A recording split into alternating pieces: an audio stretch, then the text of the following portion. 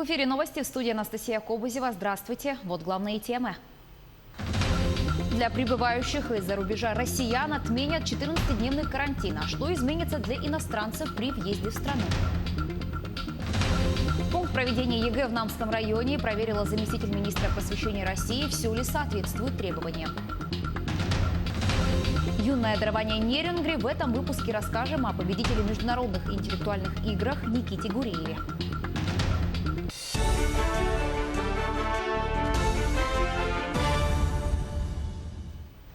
Ситуация с распространением коронавирусной инфекции в Якутске остается напряженной. Об этом сообщила министр здравоохранения региона Елена Борисова сегодня в ходе брифинга по эпидситуации в республике.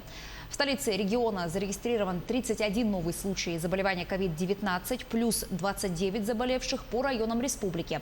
17 в Алданском, по 5 в Мирнинском и Нерюнгринском, 2 в Хангаласском. Один пациент с коронавирусной инфекцией скончался. За минувшие сутки было сделано свыше 2000 тестов. В ходе брифинга глава регионального Минздрава пояснила, как производится забор анализов на COVID-19. У нас с мая месяца изменилась методика, и сегодня, наработав клинический опыт и практические знания, мы сегодня уже не стремимся у каждого пациента забирать анализы в первый же день. Мы делаем анализы на 8-10 день, который дает более информативную картину, и если есть четкая клиника ковида, которую мы уже четко понимаем и определяем, мы анализы имеем право не брать вообще.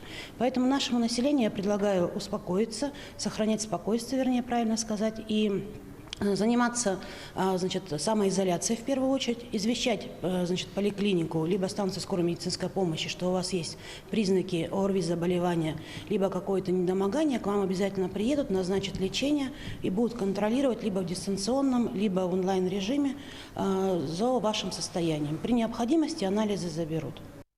Между тем, в Якутске проходят проверки межмуниципальных такси и общественного транспорта на соблюдение требований профилактики коронавируса.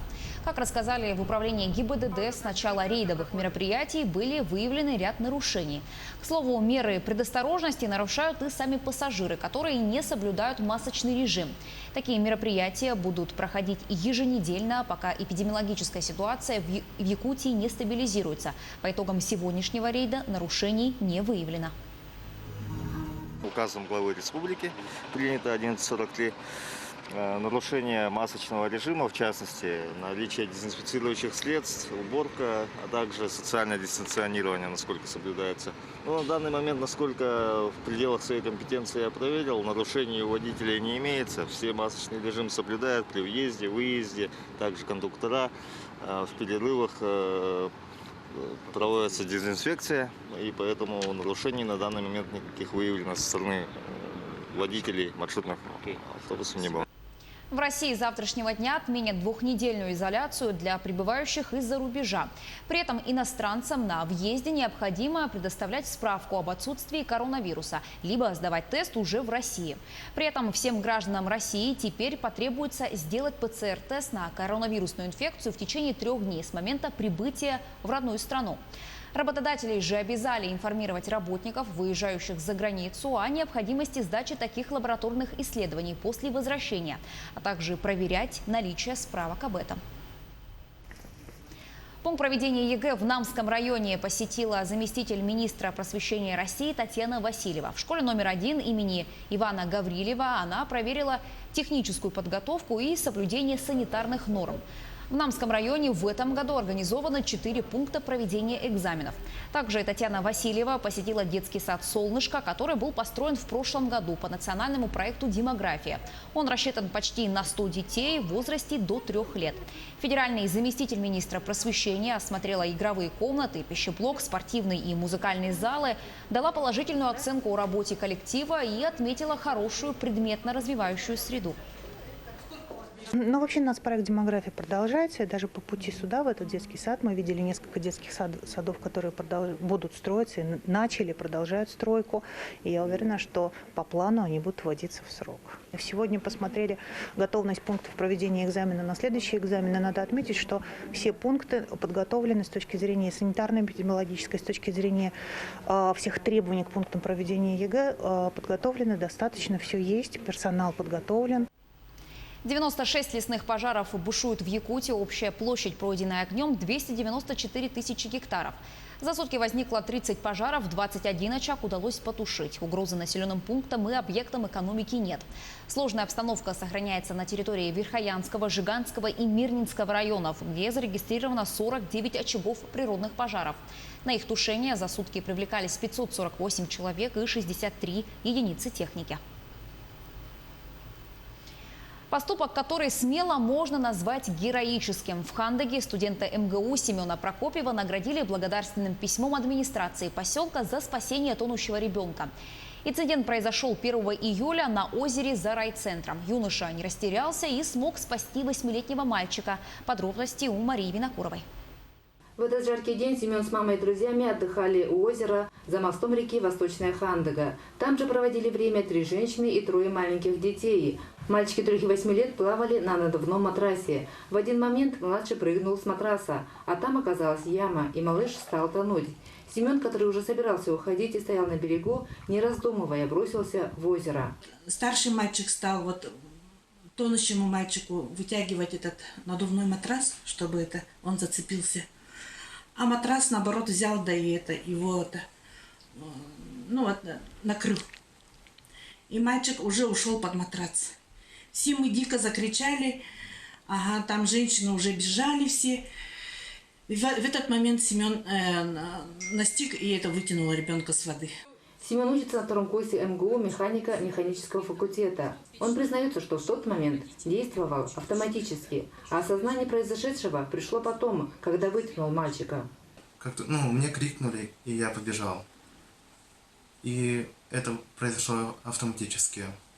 Я начал беспокоиться за ребенка именно тогда, когда уже его спасал, поднимал из-под воды.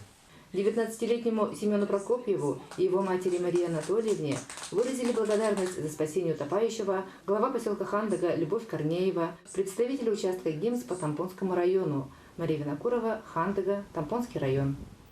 Герой следующего сюжета – юное дарование города Нерюнгри Никита Гуреев. Выпускник информационно-технологического лицея номер 24 стал победителем всероссийского научно-технологических проектов «Большие вызовы». После этого Никиту пригласили на обучение в один из престижных вузов страны. С ним встретилась наш корреспондент Александра Цыбикова. Никита родился и вырос в Нерюнгри, учился в гимназии номер 1 и занимался спортом. В 7 классе ему предложили заниматься олимпиадным программированием. Усердные занятия почти сразу дали свои плоды на городских и республиканских олимпиадах. Его заметили и пригласили в ИТЛ-24, где он и закончил 10-11 классы. Когда парню было всего 7 лет, он за полчаса собрал кубик Рубика. Сейчас его личный рекорд – 40 секунд. На протяжении последнего года он принимал активное участие в научно-технологических конкурсах и выставках. Я думаю, что, во-первых, это способности, во-вторых, невероятная трудоспособность, невероятное упорство, а также все благодаря руководителям, его первому учителю информатики, с которым он начинал заниматься и начинал готовиться, Юлии Васильевне Самсоновой, а также руководителям лицея. В прошлом году Никита участвовал в международных интеллектуальных играх. А однажды для того, чтобы принять участие в соревнованиях «Хакатон» среди самых продвинутых айтишников в Якутске, 10-классник Никита даже самостоятельно собрал команду. Так велико было желание посостязаться. И что говорить, юные нерюнгринцы вышли в финал. Наш проект отличается законченностью. То есть мы представили не только идею, но и полностью реализовали ее. Наш сайт получил глубокий функционал, у нас внедрена система оплаты. Наш сайт уже активно продвигается в интернете и выложен на хостинг. В этом и была основная наша фишка. На последнем всероссийском конкурсе «Большие вызовы», который прошел в городе Сочи, ребята совместно с ракетно-космической компанией «Энергия» создавали научную лабораторию для проведения исследований на МКС. Суть лаборатории заключалась в том, что исследования должны были проводиться автономно, тем самым не загружая время космонавтов, которое и так очень ценно и важно. Пример лаборатории. Не знаю, если виден. У нас был такой значок нашего проекта «Космолаб». Изображена сама лаборатория. Я, во-первых, очень рад, что мы победили в этом конкурсе. Заняли 1-е место среди всех космических проектов. Соответственно, по итогам конкурса нам дали целевое обучение от ракетно-космической компании с последующей работой в ней. А также ценные призы от Роскосмоса. Сейчас Никита, как и его одноклассники, ждет результатов ЕГЭ, рассматривая варианты дальнейшего поступления. И хоть у парня имеются задатки в различных направлениях, он отдает свое предпочтение программированию. Александра Цыбикова, Захар Головин, Нирингри. Первых посетителей после ограничений, связанных с коронавирусом, сегодня встретил мультимедийный парк «Россия. Моя история». Как теперь будет работать музей, в материале Сергея Михедова.